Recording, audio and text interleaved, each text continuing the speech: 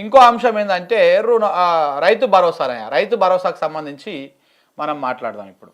గత బడ్జెట్లో రైతు భరోసా ఏమని చెప్పిర్రు, ఇప్పుడు ఏమని చెప్పిర్రు? అసలు ఎన్నికల మేనిఫెస్టోలో చెప్పినటువంటిది ఏంది? మేము ఎకరానికి 15,000 ఇస్తాము. ఏది? రైతు భరోసా కింద. ఇది పట్టేదారులకు ఇస్తాము.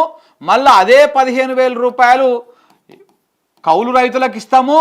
మళ్ళీ 12,000 రూపాయలు ఎవరికి ఇస్తాము? వ్యవసాయ కూలీలకు, అంటే భూమి లేనటువంటి వ్యవసాయ కూలీలకు ఇస్తాము అని చెప్పేసి ఇట్లా చెప్పారు. ఇది సాధ్యం కాదు అని నాలాంటి వాళ్ళు చాలా మంది చెప్పారు.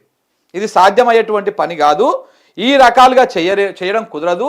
అసలు పట్టేదారునట్ట గుర్తిస్తారు, కౌలు రైతునట్ట గుర్తిస్తారు, వ్యవసాయనట్ట గుర్తిస్తారు అన్నటువంటి క్రైటీరియా కాంగ్రెస్ పార్టీ దగ్గర లేదు. కేవలం మోసం చేయడం కోసం మాత్రమే, అమాయకమైనటువంటి రైతులను మోసం చేయడం కోసం, వాళ్ళను మభ్యపెట్టి ఓట్లు వేయించుకోవడం కోసం మాత్రమే ఈ డబల్ డ్రామా ఆడుతూ ఉన్నారు.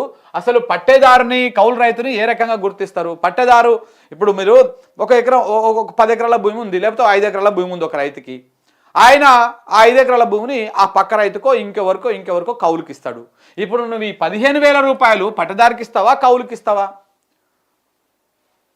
ఏ రైతుకి ఇస్తావు? ఏ లెక్క ప్రకారం ఇస్తావు? ఈ క్వశ్చన్ మొదటి నుంచి ఉన్నది. చాలామంది కాంగ్రెస్ను సమర్థించేటువంటి ప్రొఫెసర్ నాగేశ్వర్ లాంటి వాళ్ళు, వీళ్ళందరూ కూడా చాలామంది క్వశ్చన్లు అడిగారు దీని మీద.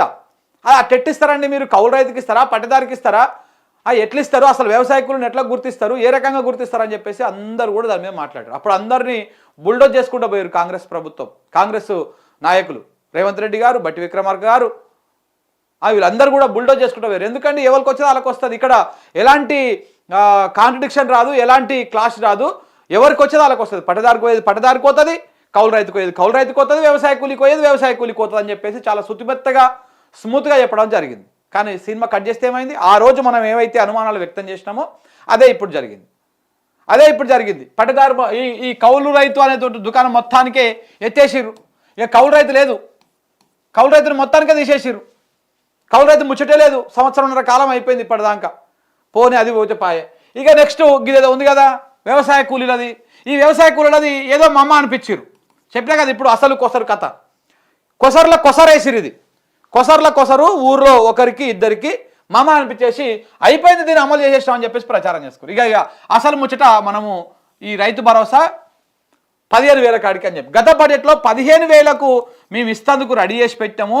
ఎకరానికి 15,000 ఇస్తాము, ఒక విడత కింద 7,500 రూపాయలు ఇస్తాము అని చెప్పారు. ఇది మళ్ళా బడ్జెట్ వచ్చిన నాటికి ఆల్రెడీ ఇవి చెప్పేసి ఒక వానాకాలాన్ని ఎగ్గొట్టారు, ఒక యాసంగిని ఎగ్గొట్టారు. 2 విడతలు ఎగ్గొట్టేసారు మొత్తం ఈ పైసల్ని ఎగ్గొట్టేసి ఈసారి ఏమైనా ఇస్తారేమో అనుకున్నాం. దాన్ని ఏం చేసారు? 12,000 కోట్లకు చేసారు. 12,000కి చేసారు. ఎకరానికి 15,000 కాదు 12,000 అని చెప్పారు. పోనీలే సచ్చినం సొమ్ము వచ్చినంత చాలు, గుడ్డిలో మెల్లె బెటరు ఏదో అనుకొని సరిపడి ఇదన్నా వస్తే సరిపోతుందని చెప్పేసి రైతులు ఆశించారు. కానీ ఇప్పటికీ 75 లక్షల మంది రైతులు ఉంటే ఇప్పటికీ 15 లక్షల మంది రైతులకు కూడా రైతు భరోసా రాలే. 15 లక్షల మంది, అక్షరాల 15 లక్షలకు మించి రాలే. ఇంకా 50 నుంచి 60 లక్షల మంది రైతులకు రైతు భరోసా రావాల్సి ఉంది. ఈ కాంగ్రెస్ ప్రభుత్వం ఇంకా మోసం చేసుకుంటా పోతూనే ఉన్నది. పంట చేతికొచ్చింది.